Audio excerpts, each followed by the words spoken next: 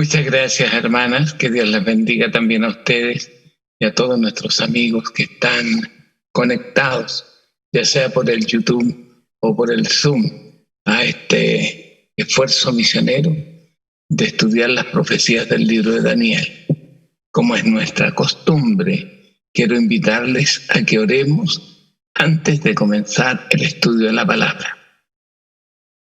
Padre nuestro que estás en los cielos, santificado y glorificado sea tu nombre.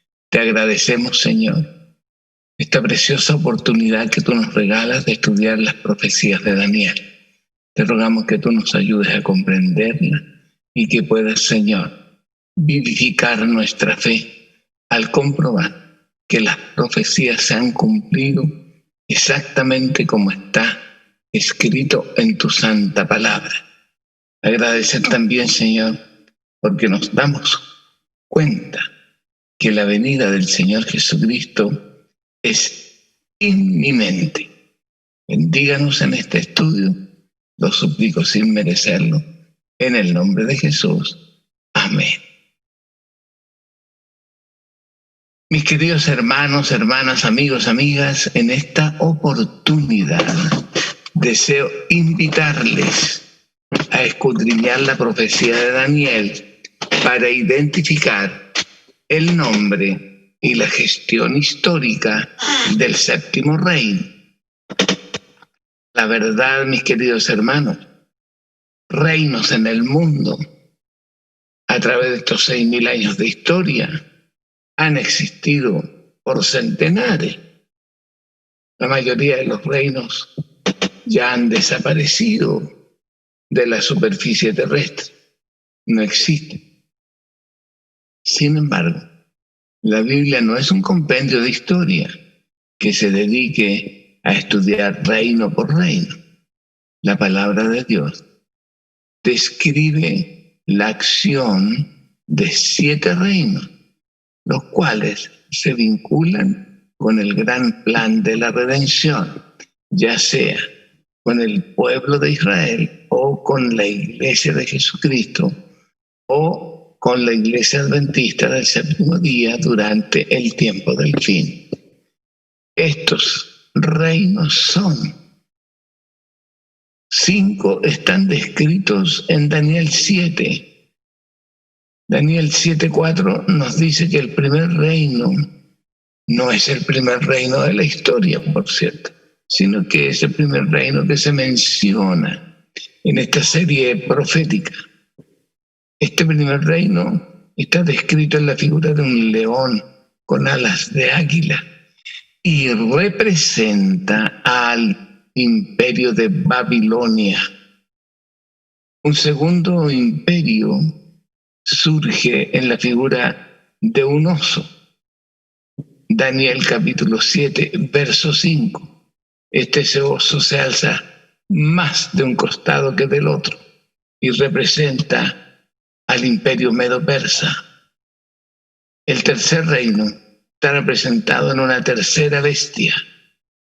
Es un leopardo con 4 cabezas y 4 alas de águila. Esta figura representa al imperio greco-macedónico. El cuarto reino, Daniel 7:7, está representado por una bestia terrible, dice la Escritura, que tiene 10 cuernos y dientes de hierro. Y se añade en el verso 24 de Daniel 7 que los 10 cuernos son 10 reyes que surgieron de la división del Imperio Romano. La quinta bestia o quinto poder está representado por un cuerno pequeño, Daniel capítulo 7, verso 8, que crece entre los 10 cuernos, entre los cuales se dividió el Imperio Romano. Y este cuerno o este poder, dice el verso 25, se levantó contra Dios, hablando palabras blasfemas contra el Altísimo, persiguió a los santos del Altísimo, cambió los mandamientos de Dios y le fueron entregados el dominio de tiempos y la mitad de un tiempo, lo que equivalen a 1260 años de historia. Las otras tres bestias se describen en el libro del Apocalipsis. ¿Cuáles son? La quinta bestia aparece en Daniel como un cuerno pequeño, pero en Apocalipsis aparece como una bestia espantosa que sube del mar, Apocalipsis 13:1, y que reúne las figuras proféticas de las cuatro bestias anteriores, es decir, es semejante a un leopardo que representa al imperio griego, tiene pies como de oso, que representa al imperio medo-persa, y tiene boca de león, que representa al imperio babilónico. Esta bestia es la figura del cuerno pequeño cuando alcanzó todo su desarrollo profético.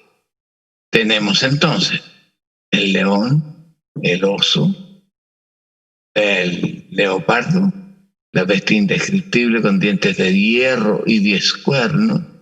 Tenemos el cuerno pequeño que a través de los 1260 años llegó a transformarse en una bestia que tiene 7 cabezas, 10 cuernos, que es semejante a un león, a un oso y además a un leopardo. 5 reinos. El sexto reino que aparece en la historia está descrito en las profecías de Apocalipsis, capítulo 11, versos 7 y 8. Se trata de una bestia que sube del abismo, y esta bestia es semejante a Sodoma y a Egipto, y se realiza una persecución contra los dos testigos, y además en la capital de este reino, Jesucristo dice aquí que fue crucificado. No la persona del Señor, por cierto, porque Jesús fue crucificado en Jerusalén. Pero aquí hubo tal matanza de siervos de Dios que nuevamente Jesús experimentó el sufrimiento del Calvario por la iglesia que estaba siendo atribulada. ¿A quién representa esta bestia? Lo mencionamos ayer. Es una figura que representa a la Francia, especialmente en la época final de la historia francesa, en la Revolución Francesa y en el imperio que levantó Bonaparte. La séptima bestia es la que nos va a ocupar en este mensaje. Está presentada en Daniel en el capítulo 11 a partir del verso 40 en la figura de un rey del norte. Y se dice de este reino que contenderá contra el rey del sur. Y además se alzará con un gran ejército, con carros, caballos y naves. Además se dice de este reino que se expandirá a todo el mundo y entrará en la tierra gloriosa. Y se agrega que 3 provincias escaparán de su mano: las provincias de Edom, Moab y Amón. Y se agrega de esta séptima bestia que tendrá temor de noticias que vienen del oriente y del norte, y saldrá con gran ira, con un gran ejército para matar a muchos. y luego plantará las tiendas de su palacio entre los mares y el monte glorioso. Hermanos, ha sido un enigma el poder describir y descubrir en la palabra a qué reino se está refiriendo la palabra del Señor.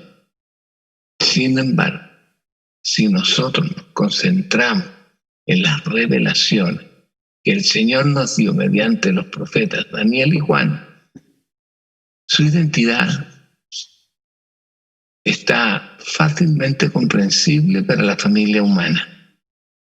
Esta descripción del rey del norte está ampliada en Apocalipsis capítulo 13. Recuerde la secuencia de las bestias: un león, un oso, un leopardo, una bestia con dientes de hierro y 10 cuernos, el cuerno pequeño que se transformó en una bestia que tiene 7 cabezas y 10 cuernos, una bestia que sube del abismo, cuyo nombre es Sodoma y Egipto, y finalmente la séptima bestia aparece en Apocalipsis 13, verso 11. Cuando el romanismo papal, Apocalipsis 13, verso 3, es herido de muerte por el rey del sur o Francia revolucionaria. Después que sucedan estas cosas, es decir, después de la Revolución Francesa, surge este reino. Es una bestia que no sube del mar. Fíjese que las 6 bestias anteriores suben del mar y esta sube de la tierra. Además, esta bestia tiene 2 cuernos, como de un cordero, pero habla como dragón. ¿Quién es este poder? ¿A quién representa? ¿Cómo sabemos, mis queridos hermanos? La palabra de Dios en Apocalipsis 13, 3 dice que la bestia o la Roma papal fue herida de muerte. Ya hemos dicho que fue herida de muerte por el Sexto Imperio, el de Francia revolucionaria, y que después su herida mortal sería sanada. Entonces, la disyuntiva que tenemos aquí es determinar si el periodo de sanidad de la bestia que fue herida de muerte o Roma papal acontece en el 7º lugar o acontece en el 8º lugar. Ayer dilucidamos ese enigma al mirar más de cerca Apocalipsis 17, verso 9, donde dice que las 7 cabezas son 7 reinos. 5 de ellos han caído, uno es y el otro aún no ha venido.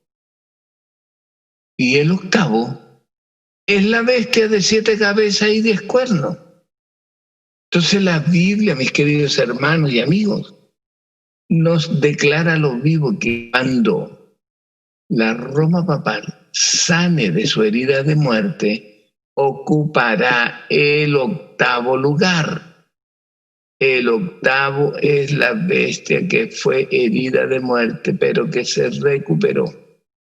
Aunque parezca así una frase innecesaria, es bueno confirmar lo siguiente: si la bestia o la Roma papal ocupa el 8º lugar, es evidente que no es la 7ª bestia, ni tampoco la 6ª, ni es la primera, ni el león, ni es el oso, ni es el leopardo, ni es la bestia que tiene dientes de hierro.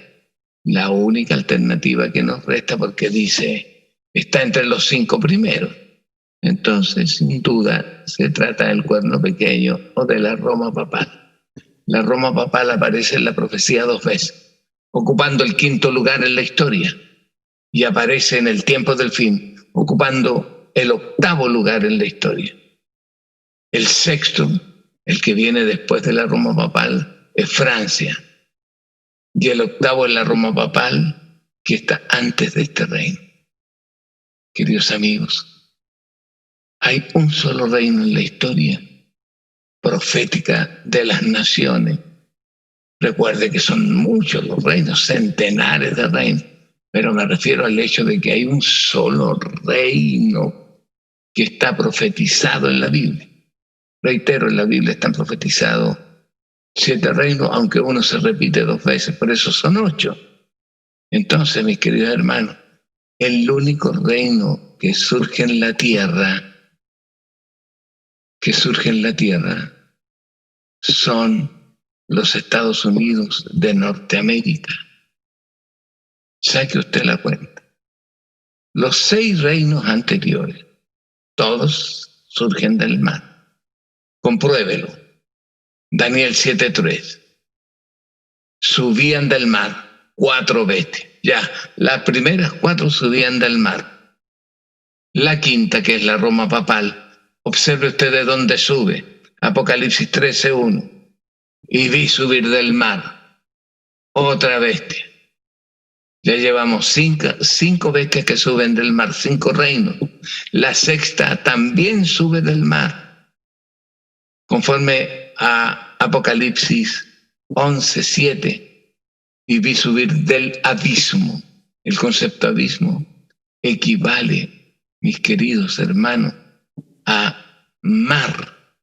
Por lo tanto, decimos categóricamente que las 6 bestias surgieron del mar. ¿Y qué significa que surjan del mar?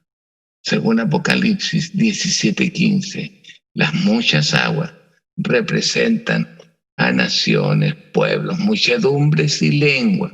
Entonces estas 6 bestias nacieron en un espacio geográfico en donde se aglutinaron muchas naciones, muchos pueblos, muchas lenguas.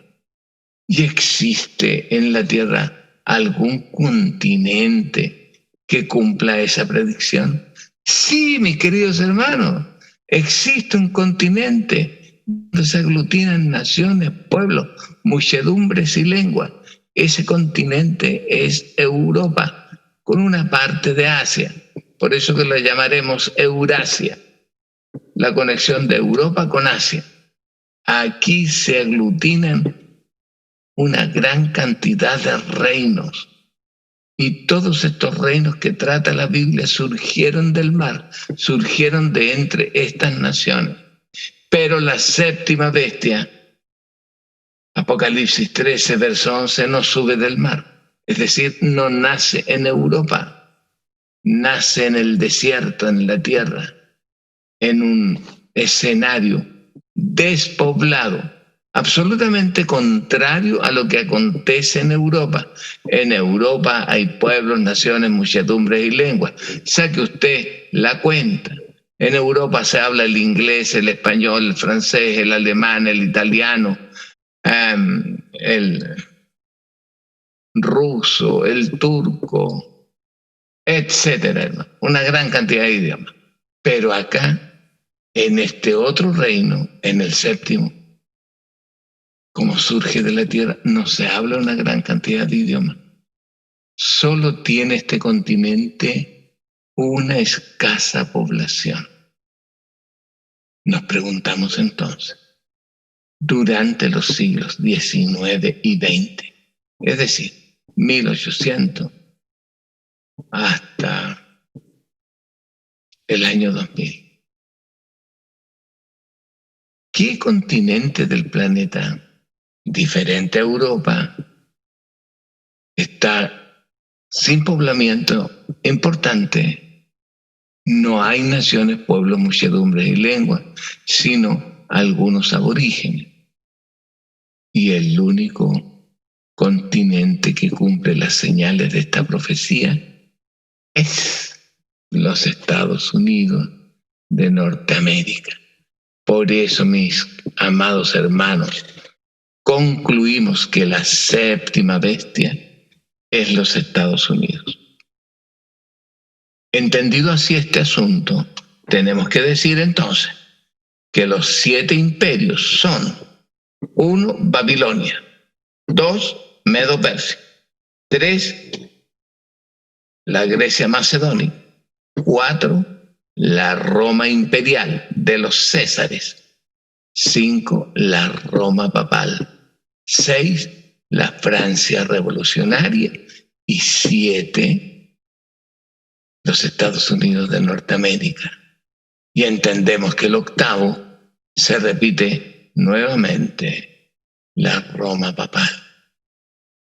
¿Y cómo sabemos que se repite la Roma papal? Porque aquí en Apocalipsis 13 dice que los Estados Unidos van a realizar una obra de apoyo a la Roma papal. Observe lo que dice Apocalipsis 13, verso 14.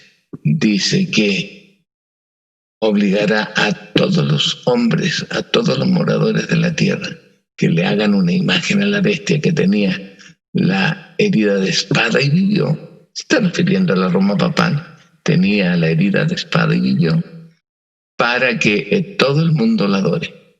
¿Ve? Son los Estados Unidos los que impulsarán un movimiento de adoración a la Roma papal. Resulta increíble e impresionante. Por eso que ahora, al atender las características del séptimo reino, pero en Daniel, todas las predicciones de Daniel 11:40 se cumplen sobre los Estados Unidos de Norteamérica. Comprobémoslo enseguida en la profecía. Daniel 11 presenta un panorama de los reinos que han existido en la historia y que están vinculados con Israel, con la Iglesia y con el adventismo del séptimo día. En el verso 2, esta profecía hace referencia a los medo-persas. En el verso 3 y 4, la profecía hace referencia a Grecia, tal como se planteó en las otras series proféticas. Los versos 5 al 9 es una explicación particular de la división del imperio greco-macedónico. Los versículos 10 al 19 es la descripción de la Roma imperial. Los versículos de Daniel 11, 21 al 39 es una descripción de la Roma papal. Todo sigue el lineamiento perfecto de la historia. Y en el verso 40 se menciona al rey del norte y al rey del sur. El rey del sur es el que contiende contra la Roma papal, la hiere de muerte, la Francia revolucionaria. Pero ahora aparece el rey del norte, que ya sabemos que es el séptimo y que representa a los Estados Unidos. Y mire lo que hacen los Estados Unidos. Contiende con el rey del sur. El rey del sur es Francia. Los Estados Unidos contienden contra el rey de Francia. Agregué a eso que los Estados Unidos, dice aquí, tienen un poderoso ejército con naves, tropas y gente de a caballo. Además dice aquí que los Estados Unidos se expanden al resto del mundo y que llegan a Jerusalén. Además dice aquí que 3 provincias escapan de la influencia y de la hegemonía de los Estados Unidos. Estos reinos o provincias son el reino de Edom, Moab y Amón. Después dice que este imperio norteamericano somete a Egipto, a Etiopía y a Libia. Y luego este reino escucha noticias que lo alarman pero reacciona en forma violenta con un gran ejército y sale para destruir y matar. Terminando la profecía de Daniel, hablándonos de los Estados Unidos, diciendo que este reino va a plantar las tiendas de su palacio entre los mares y el monte glorioso y santo. ¿Qué significan todas estas palabras? Todas estas revelaciones. Comencemos, por cierto, desde el principio. Primero, los Estados Unidos contienden contra Francia. Querido amigo, estimado hermano, apreciada hermana, si estuviera escuchándome, no lo sé, un profesor de historia, estaría reflexionando. ¿Y en qué momento de la historia los Estados Unidos atacaron, como dice aquí la profecía, con un ejército, con naves y con gente de a caballo a Francia? Desde que surgen los Estados Unidos y logran su independencia en 1776, virtualmente 20 años antes que termine el siglo XVIII, durante el siglo XIX, durante el siglo XX y en estos primeros 20 años del siglo XXI. Pero no hay ningún ejemplo histórico en el que los Estados Unidos hayan atacado a Francia. Al contrario, en la Primera y en la Segunda Guerra Mundial, Estados Unidos fue aliado de Francia, no un enemigo de Francia. Y en la actualidad, ambos reinos son amigos.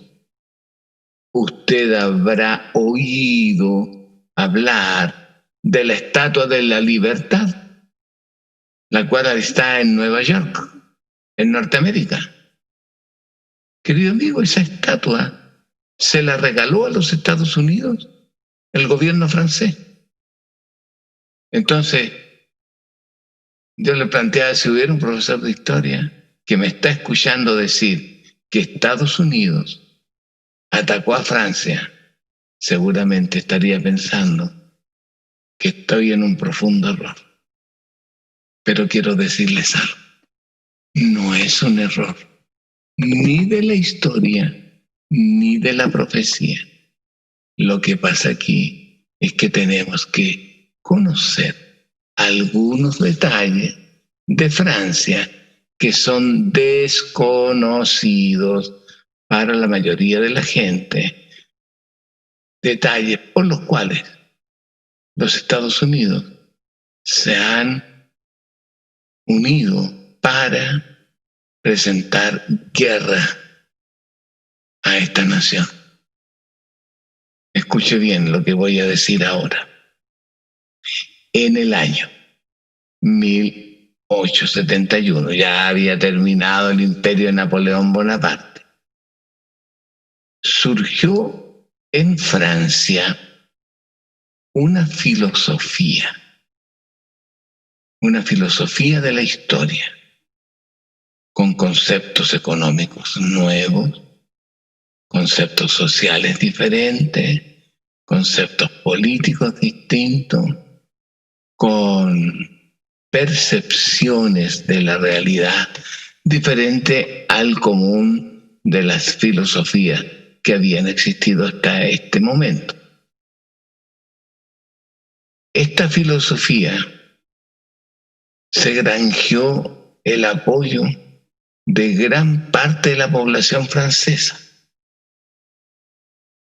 y se organizó en París un sistema de gobierno por poco tiempo, pero fue un sistema de gobierno que se llamó la Comuna de París, 1871, la Comuna de París. Quizás este nombre no le diga mucho a usted, la Comuna de París, pero si comparto con usted este dato histórico, que la Comuna de París se llamó así por quienes la impulsaron, y quienes la impulsaron se llamaron comunistas. Y ahí sí que a usted le queda mejor la comprensión de la profecía, porque Francia engendró un hijo, el comunismo. Y aunque el comunismo no logró desarrollarse plenamente en Francia, este sistema ideológico, filosófico, político y social se expandió al resto de Europa y muchas naciones lo adoptaron como un sistema propio, el sistema comunista.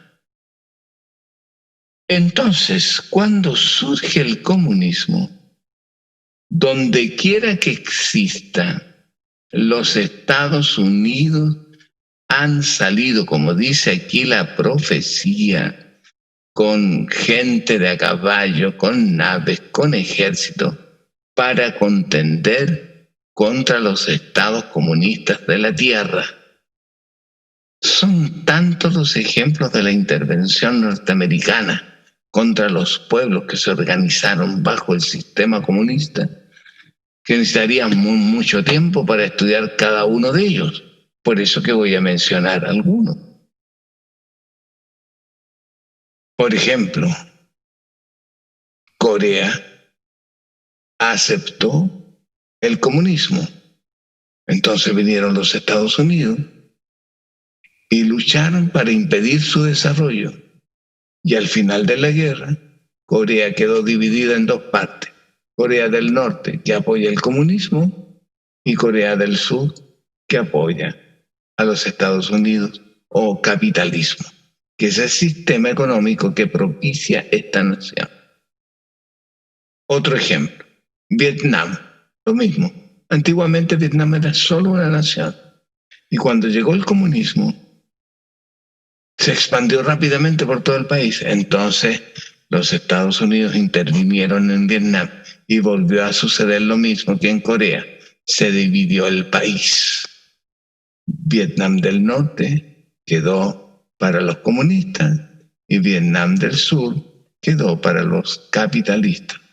Y así, mis queridos amigos, los Estados Unidos han intervenido en todas las naciones en las que se ha desarrollado el comunismo, con muchas naves, gentes de a caballo y grandes ejércitos.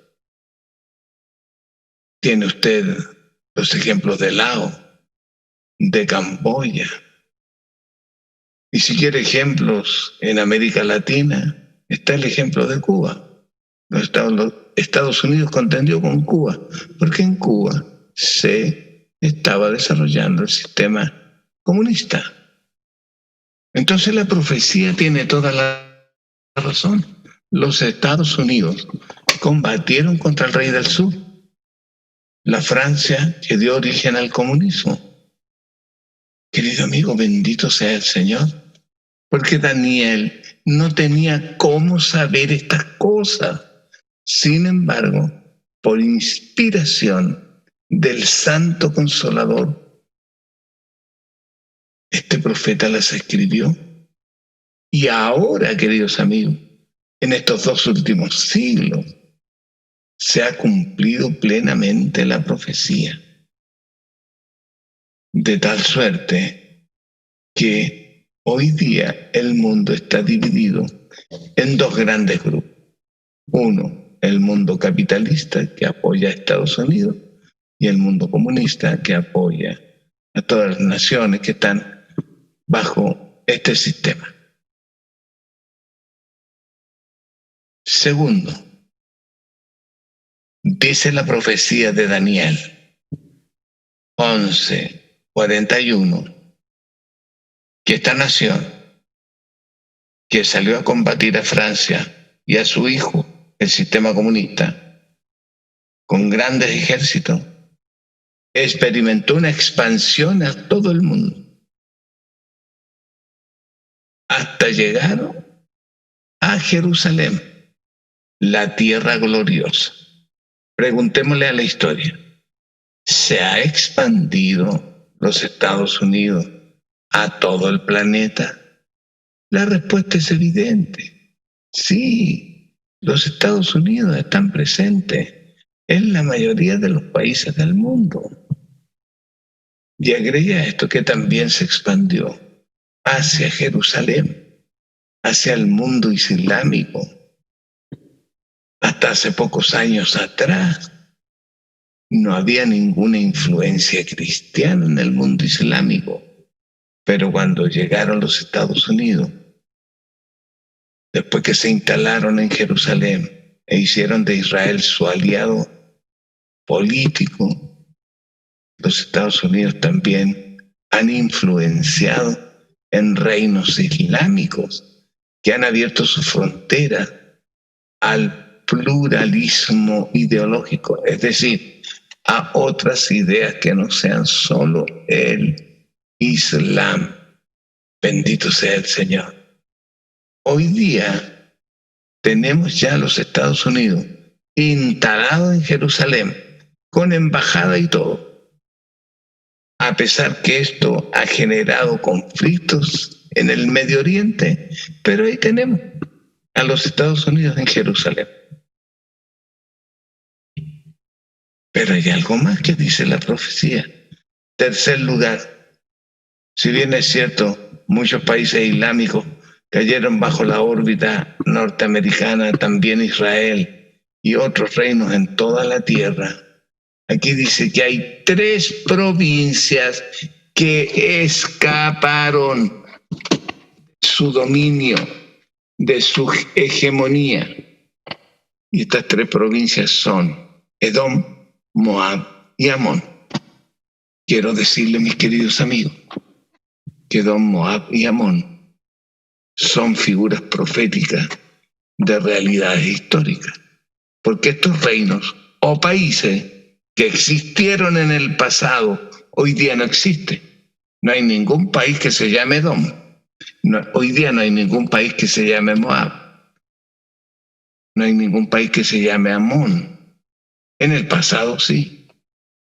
Pero como son figuras proféticas, tenemos que pensar a quién representan Edom, Moab y Amón en el tiempo del fin.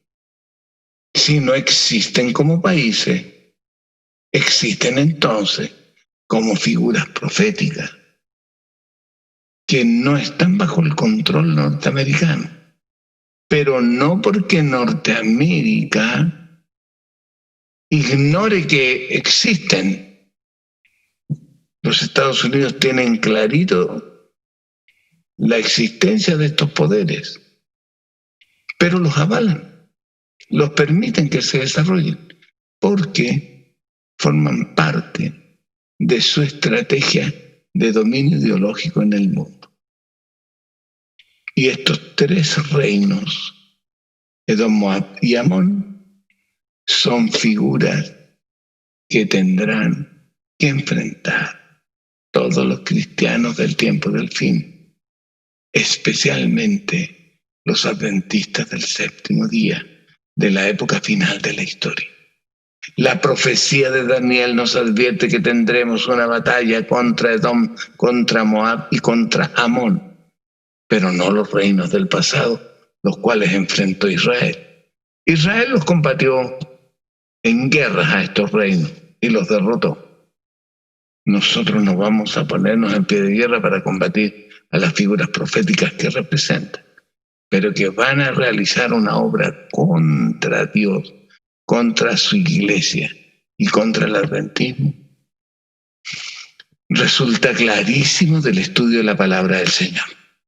Identifiquemos estos 3 poderes que están avalados por los Estados Unidos y que a la larga de la historia se van a transformar en nuestros enemigos. ¿Quién es Edom en el pasado? Querido hermano, estimado amigo, Edom fue hermano de Jacob, hijo de de Isaac. Usted se recordará que Isaac, junto a su esposa Rebeca, tuvieron 2 hijos. Uno de ellos se conoció con el nombre de Edom, aunque el nombre original fue Esaú. Pero después se olvidó ese nombre Esaú y quedó con el nombre de Edom. Esaú y Jacob representan 2 maneras de adoración, 2 estilos de adoración. Edom o Esaú, el hermano, es la figura que representa al tipo de cristiano apóstata que descuida la salvación. Ejemplo, ¿recuerda usted que cuando Esaú venía cansado del campo, pasó por la casa y vio a Jacob que estaba guisando un plato de lenteja y le pidió a su hermano: dame de ese guiso rojo? De ahí viene el concepto Edom. Edom es rojo. Dame de ese guiso rojo. Entonces Jacob le responde: yo te doy de este guiso, pero tú véndeme la primogenitura. La primogenitura es una institución mediante la cual Isaac iba a transferir toda su riqueza y todos sus bienes al hijo mayor.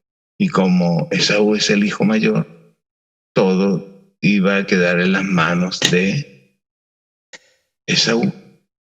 Entonces, observe la respuesta displicente de Esaú: ¿y para qué me sirve la primogenitura?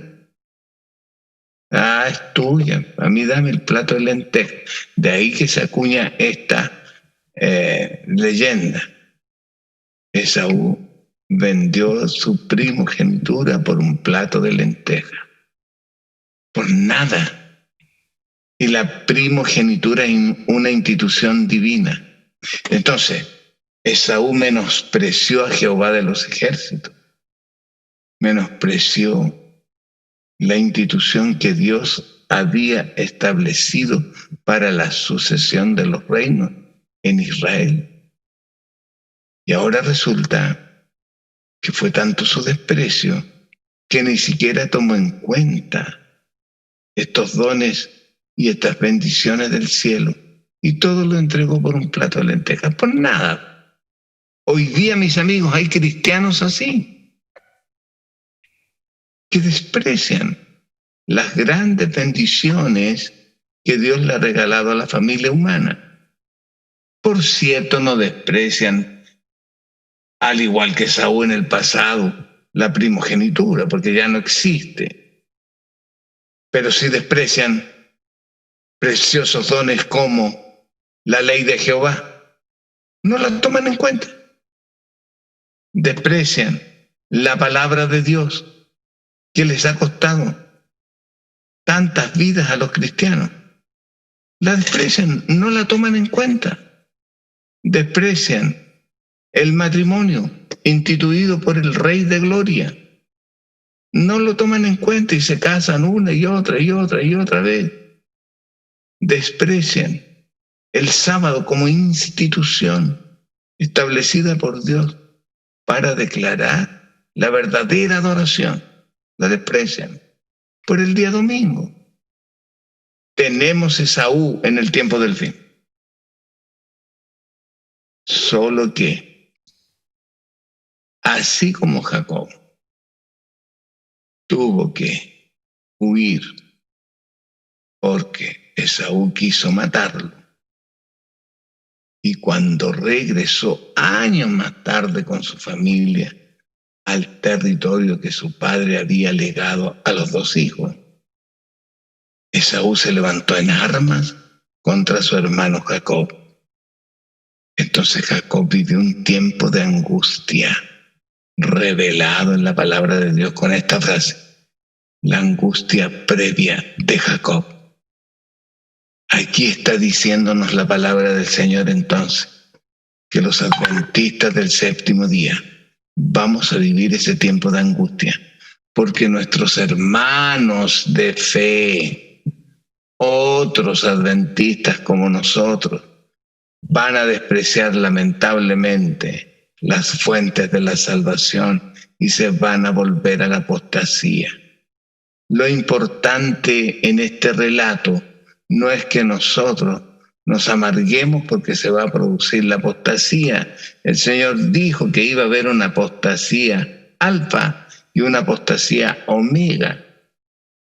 En el tiempo del fin va a haber una apostasía de los adventistas, no todos, porque también hay adventistas fieles, pero de los adventistas apóstatas van a desarrollarse contra los fieles. Lo importante, digo entonces, no es que nosotros critiquemos a los apóstoles. Lo importante es que usted y yo, todos los que creemos en Jesucristo, el Señor, seamos fieles. El Señor nos amonesta para darnos a entender cuál fue el futuro final de los edomitas, Edom, los de las lentejas del color rojo, y cuál es el futuro final de Jacob, el fiel,